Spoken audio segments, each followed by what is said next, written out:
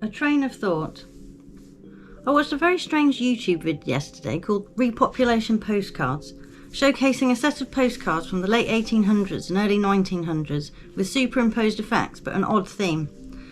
Babies being harvested, I guess is the best way to put it, sort of showing that they have been grown in cabbage patches or scooped out of the water with buckets or floated on small boats. And it made me think of a few things, as does happen. Cabbage patch dolls. They are mentioned in the vid, and hearing some people were told they came from a cabbage patch. I just thought it was a funny thing to say when you didn't want to answer the question, where do babies come from? And it could well be. But when it explained a little more into the history of those dolls and idea, it gets a bit weird, and there is a lawsuit. In the 80s, some guy invented the dolls, sold them, became a millionaire. Turns out, he stole the idea and made millions. When you read how huge the whole thing was in the 1980s, it has all the hallmarks of a created fad, as all of them were, but my article on the first fad goes into that a little more if interested, in the marketing side of it to whip up a frenzy in people. But the whole backstory they created for this fad is a weird one, although quite a delightful little adventure on the face of it, of a daydreaming boy in the mountains in Georgia, USA, whose attention is caught by a rabbit-bee hybrid. He follows it into a cave. No parallels at all there to Alice in Wonderland, hey, although I believe that's a cover story too.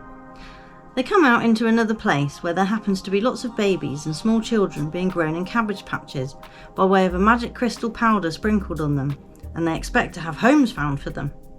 I know, like I said, weird. The full story and the link to that is The Legend of the Cabbage Patch, but a few things sprung to mind from that. Firstly, a crystal cave that was found in Mexico. Probably not relevant, but I thought of it anyway. Secondly was just word association. I suddenly thought of the Caucasus Mountains, as it's rumoured that Caucasians came out of those mountains. But they aren't in the USA, I thought, but it turns out they are in Georgia, on the border of Europe and Asia. Again, maybe nothing. Another little thought was also of those two green children being found in Cornwall apparently hundreds of years ago, said to have emerged from a cave. Growing babies.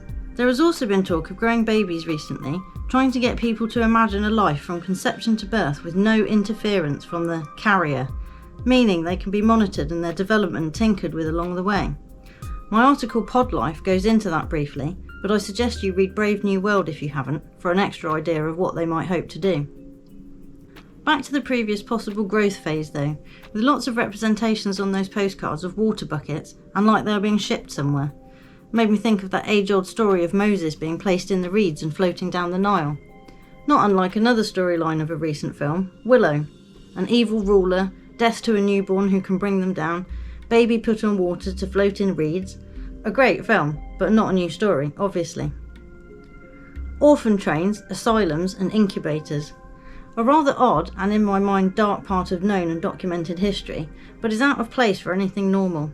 Unless things aren't as they say, of course. I briefly mention it in my other article, just passing through, but we'll put the important info here again. The orphan train movement was a supervised welfare programme that transported children from crowded eastern cities of the United States to foster homes located largely in rural areas of the Midwest. The orphan trains operated between 1854 and 1929, relocating about 200,000 children. Why would they really just ship children away from the eastern cities to foster parents in the Midwest? Really? And the parents just happily handed their kids over to be sent somewhere to ease overcrowding. In the real world, you would expect families to relocate together if there was so much space and resources that families could take on extra children and feed them, school them, etc. Or maybe that's why so many asylums were needed around that time too. Maybe that's where the children's parents got taken so the children could be shipped off. So many questions on that. But a convenient cover for why you might have had trainloads of children being moved around. Did they have families at all? Or were they to be part of the new breed, populating towns and cities all over with a story of fostering or of being orphaned, knowing no different themselves? And the incubator babies also mentioned in the vid, and I've heard of before, could also be a way to get babies being bred somewhere else, into plain view and into the system. They say it came about because they needed to up the birth rate in France, as it was in decline due to there being the Franco-Prussian War and a famine between 1870 and 1871.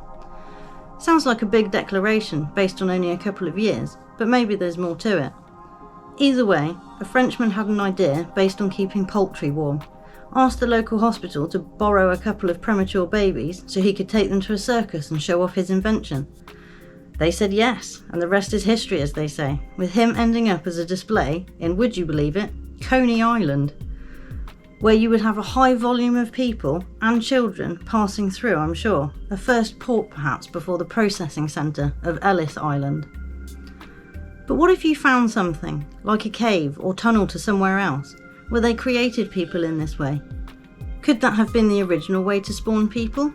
Like they say in Superman, the new ones, where they are grown for specific purpose, eliminating being able to reproduce naturally.